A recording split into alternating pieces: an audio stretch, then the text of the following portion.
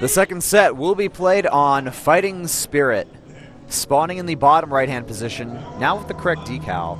The blue Protoss with 1 kill from EGTL. His name is Oz. His opponent is the Super Ace from SK Telecom T1, spawning as red Protoss on the left top position of the map. His name is Rain. Calling him Super Ace just reminded me for a quick second of Super Saiyan, which reminded me of a cool cheerful that someone had for Sulky in the WCS Codes Finals.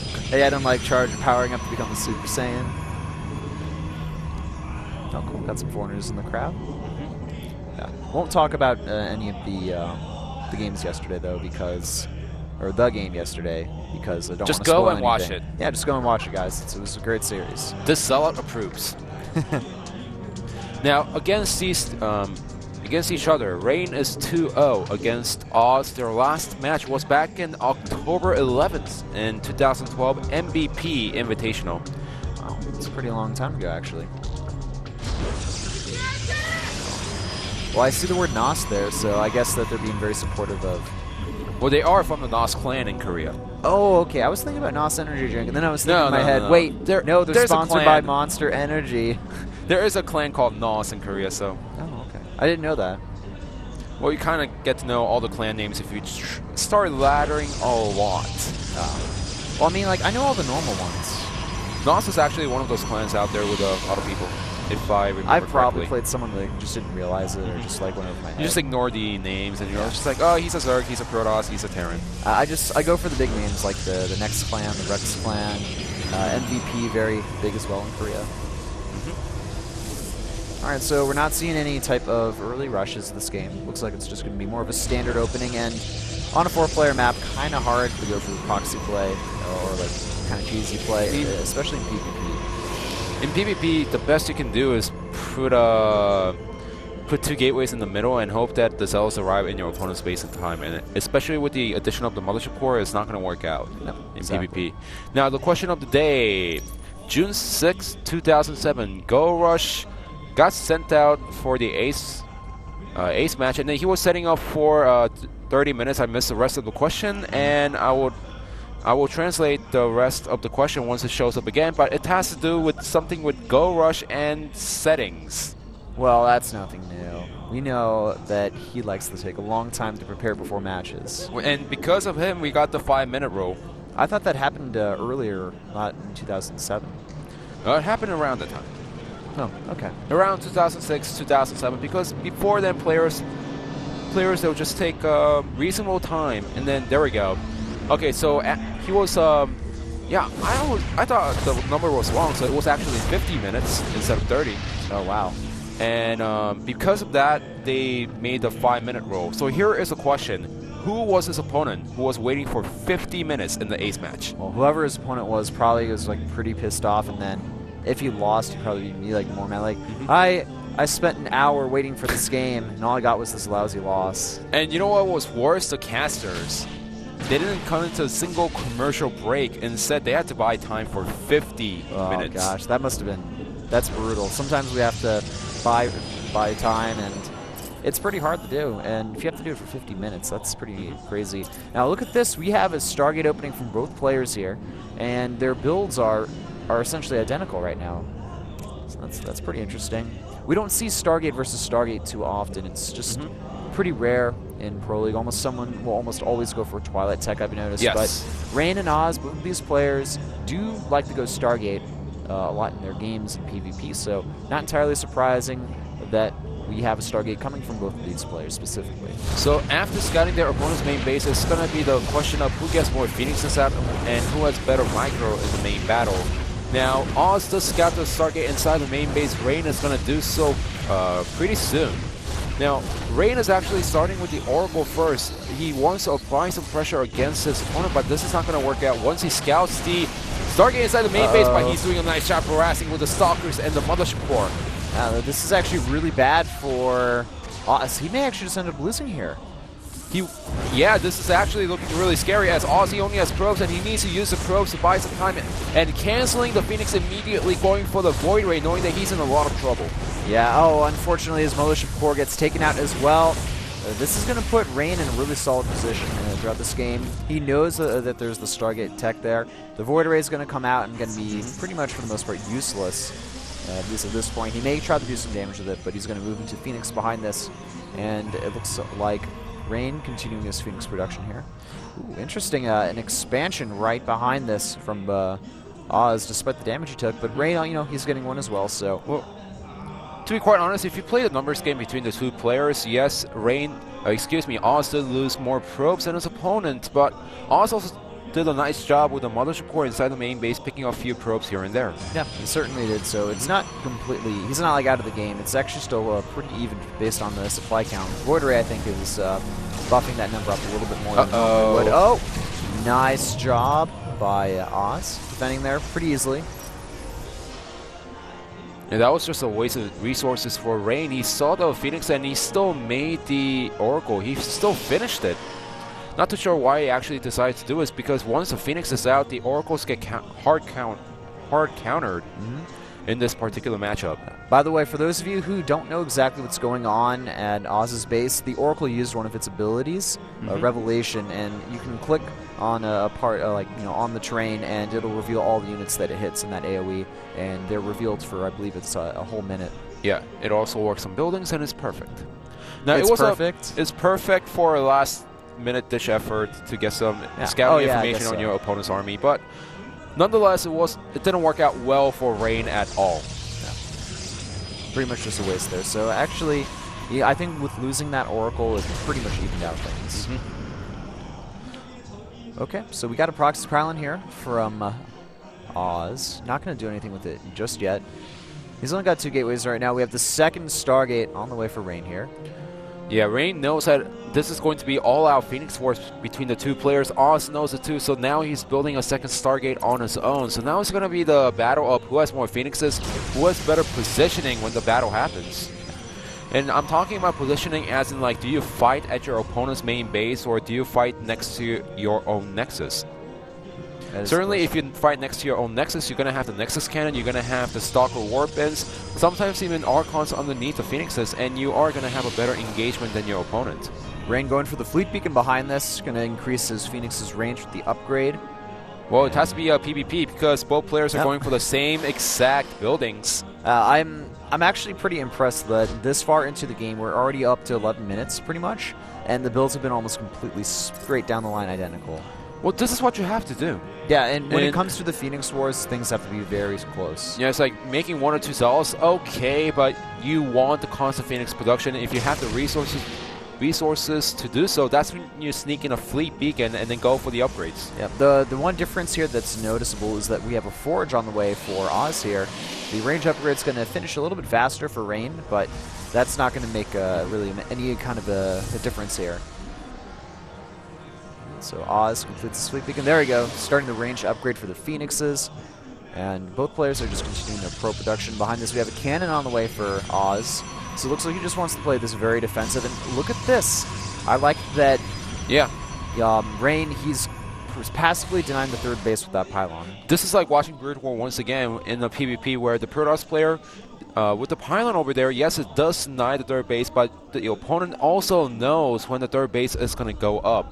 So now the Protoss player, Rain doesn't have to make any risky moves where he takes an early third, and he allows his opponent to get a nice timing window against him. But he's not going to fall behind in the Nexus either, because he knows when the third base is going to go down. But look at this, Phoenixes are caught a little bit, you know.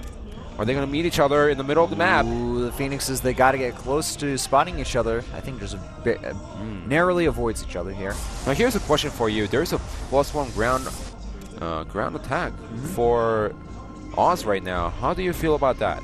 I've noticed that. It looks like Oz, he's got the Phoenix game down right now, but he wants to eventually transition into a ground-based army, and he wants that upgrade advantage when he does that. He's already getting the Twilight Council right now, but still continuing that Phoenix production, which is important, I feel, at this point. And eventually he's going to transition into Archon-based army. Yeah. At this point, unless you don't have... These units are just toast.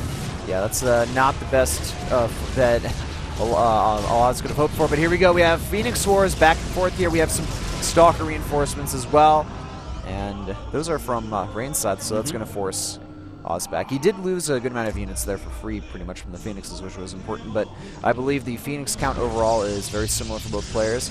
Oz being the one who takes the third base, a little bit more skirmishes here in the air, but no definitive winner. 15-14 with SK Telecom's Rain in the lead for the Phoenixes. Well, I think Rain's going to gear up for pressure at this point as he's moving down the map with every single one of his forces. Proxy Pylon also going down. And Phoenixes, if you look at the Phoenix count, Rain does have a little bit more, but now it's evened out. So that's good micro from both ends here, using their Phoenixes to the best ability, really just, you know, grouping them up as much as possible so they all can get the volleys off. But here's the thing, Rain's going for the attack, and there's a Mothership Core from Oz. Oh, that is terrible, actually. This might be a devastating end for Oz if Rain decides to attack right now. Rain's moving. Oh, well, he looked like he was moving, and I think he wants to either wait for a few more units here or just go get ready to go. And there's a Dark Shrine on the way for Oz here. If he can get those DTs out with this attack, you know, he can possibly defend here. Look at that. Lots of cannons being built from Oz as well, but is it going to be enough here? The Mothership Core is going to easily fall here, and the Phoenix count is still very similar between both sides at 14 each. Oz, he needs to have stellar defense here if he wants to hold. He's going to... Now, we did have a proxy pylon by Oz somewhere on the top of the map. Is that still there? I believe it is. He's warping in 2 DTs at home, okay, it looks like 3 at home, so he will be able to kill off those ground units here. This is going to force away Rain.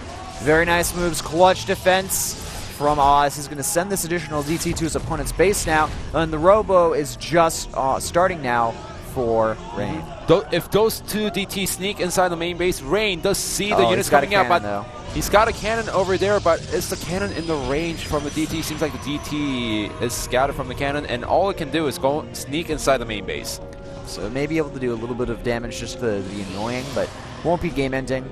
Templar Archives are now on the way for Oz, and it looks like he's going to move into that Archon tech, and these DTs are going to be really annoying inside the main base of Rain. He can't do anything about them. He just has to kind of wait until his robotics finishes and he gets that observer out to do something. Yeah, and just in case, he's building a second Cybernetics core inside the main base, but now Oz's third base went unpunished.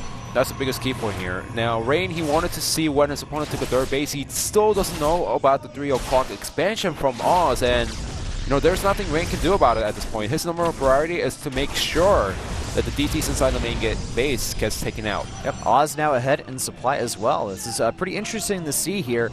Rain actually the one behind in this battle. I would have expected Oz to be the guy that got short of the stick there, but the Dark Templar defense, that saved everything. And remember, the first player to tech out of tech into Archons is Oz at this point, which means that it's actually his the tide is on his side. As long as he doesn't lose too many Phoenixes and allows Rain to pick up every single probe at each of the bases, he's going to be fine.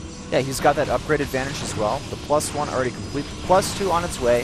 Rain is starting his +1 as well and slowly transitioning into a gateway army. But oh, nice moves here from Rain. He's going to be able to pick up a lot of workers at this third base here, and this is going to go pretty much unpunished at this point. The Archon's moving forward here, but the Phoenix can just fly out of there after they've done their damage. So up to 29 workers have been killed now, and Rain very far ahead in supplies. And this is why PvP Phoenix Wars is tricky. Yes, you do want to transition into Archons later on for the splash damage against the Phoenixes, but you still have to keep a same number of Phoenixes compared to your opponent. If not, this can happen so easily. Now you're in a situation where you know you're supposed to defend against Phoenixes, but you just can't do it at the Nexus. More Phoenix micro and battles going back and forth here. The problem is, though, 16-7 Phoenixes with Rain in the lead. That's just a pretty significant number now. There's no way the Phoenix War would ever be able to be won by Oz. And he's got to resort to more of a ground-based army. And the Phoenixes, they're able to reign free. They can pick off units. They can go into the mineral line as well. I think the best decision is just go for a push right now, because when it comes to ground army, Oz is so far ahead of his opponent that it's just better for him to just ignore these Phoenixes, go for one strong push, and finish the game. Because Phoenixes, they can't finish the game at all. You know what, the Phoenixes, they're going to lift up a lot of workers, but this is going to just force Oz to go for the big attack here. He has the Archons, he has the Zods, he needs to go for the attack now. He's lost way too much economy to really do enough significant damage to his opponent, in a longer run game here. But the Phoenixes from Rain, they're also going to have little to no energy on them as well, so they're going to be dead weight in the main engagement. Oz has to go for the attack. I don't know why he's pulling out. If you look at the cell count, it's so similar between the two players. The Phoenixes are going to be paper planes at this point because there's up to 6 Archons out. So he should just press forward for the attack. In fact, the Dark Shrine is going down. The Temple Archive finishing soon with the charge coming out from Rain. And the supply is dead even right now, but don't forget, Oz, he has a lot less workers than his opponent. So think about that as 20 more army supply for Oz. Here we go. Moving in now, the Nexus Cannon goes down. Archons are doing a lot of damage, lifting up the High Templar and some of the other units here. Rain, where are his Phoenix? They're out of position. There they are now. They're going to be able to help out a little bit, but they don't. They can't do anything against the Archon count there. That's a enormous amount of Archons in this army here, and it looks like Rain may end up losing this game to Oz here.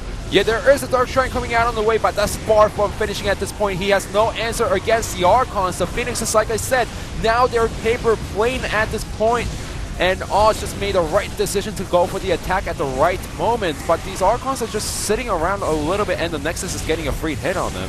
Yeah, the Archons will eventually be able to take out that base, and Rain has 7 workers right now, and he's going to lose this Nexus very soon.